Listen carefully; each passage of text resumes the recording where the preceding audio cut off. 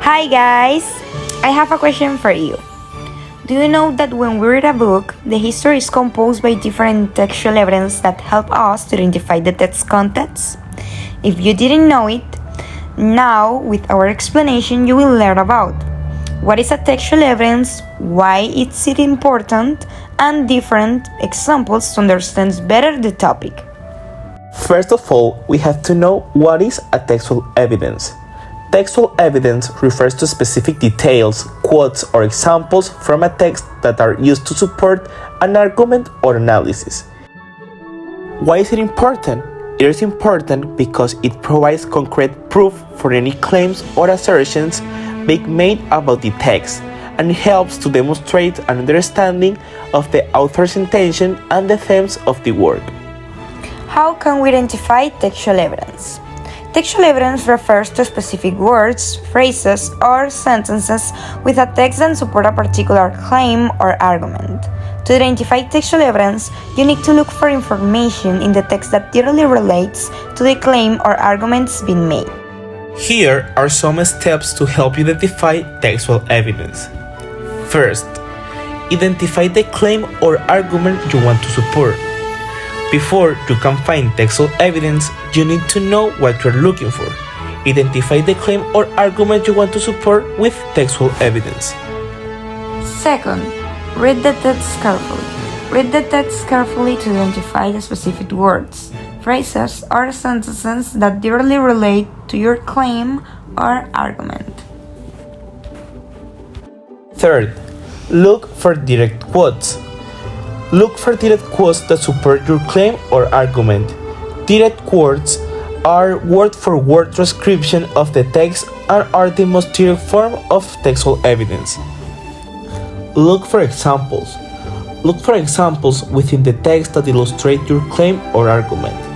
Examples can be description of events, situations, or characters that support your claim or argument. 6. Consider the context. Consider the context in which the text was written to determine if the evidence you have found is relevant and appropriate. By following these steps, you should be able to identify textual evidence that supports your argument. Classification of textual evidence. There are several ways to classify textual evidence, but one common method is to distinguish between direct and indirect evidence. Direct evidence consists of explicit statements or quotes from the text that support the argument being made. Indirect evidence, on the other hand, refers to details or examples from the text that can be used to infer or support an argument, even if they are not stated explicit in the text. Now we're going to give some examples about textual evidence. Here is an example of textual evidence from the book To Kill a Mockingbird by Harper Lee. Atticus said to Jem one day, "I'd rather you shot at tin cans in the backyard, but I know you'll go after birds. Shoot all the blue jays you want, if you can't hit them, but remember, it's a sin to kill a mockingbird." That was the only time I ever heard Atticus say it was a sin to do something, and I asked Miss Maud about it. "Your father's right," she said. "Mockingbirds don't do one thing except make music for us to enjoy. They don't eat up people's gardens, don't nest in corn cribs. They don't do one thing but sing their hearts out for us. That's why it's a sin to kill a mockingbird." In this passage, the author Harper Lee provides dialogue between Atticus and Jem about the sin of killing a mockingbird. This is followed by an explanation of why it's a sin provided by Miss Maury. This passage is an example of textual evidence that could be used to support an analysis or argument about the themes of innocence, justice, and morality in the novel. Here we have another example of textual evidence that is the book 1984 by George Orwell. Here is an example of textual evidence from the book. War is peace. Freedom is slavery. Ignorance is strength. This quote is an example of direct textual evidence that support one of the major themes of the book, which is the manipulation of language and the power of propaganda in a totalitarian regime. It can be used to support an argument that the real party is the book and they use language to control and manipulate the population, and that the concepts of war, freedom, and ignorance are refined in order to maintain this control. Another example, but in this case of indirect textual evidence from 1984, could be the description of the telescreens with the ubiquitous surveillance device that is used to monitor the thoughts and action of the citizens. Although the telescreen is not explicitly discussed in the book as a symbol of government control, its presence throughout the story can be used as evidence to support the argument that the government is all-seeing and all-knowing, and that the citizens are constantly under surveillance. Here we have the last example of the textual evidence from the book 1984 by George Orwell.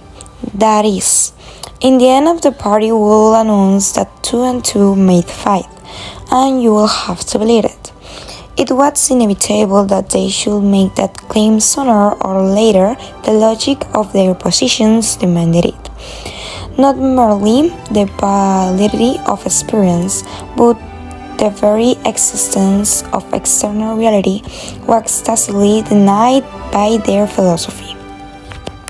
This quote from chapter 1 of the book highlights the party's commitment to absolute control and manipulation of reality, even to the point of denying basic mathematical facts. It illustrates the extent to which the party is willing to go to maintain its power and control over the citizens of Oceania. Okay guys, and with this information clear, let's do an activity.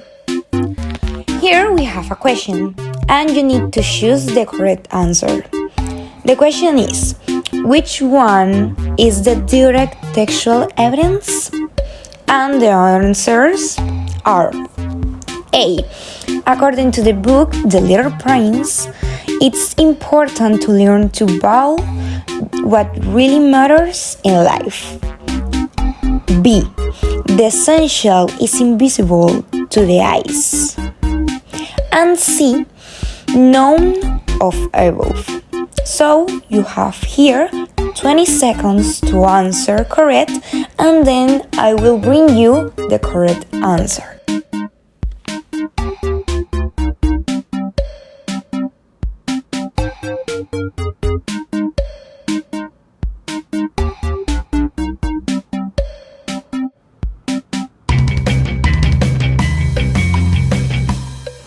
Okay, the time is already over and the correct answer is B.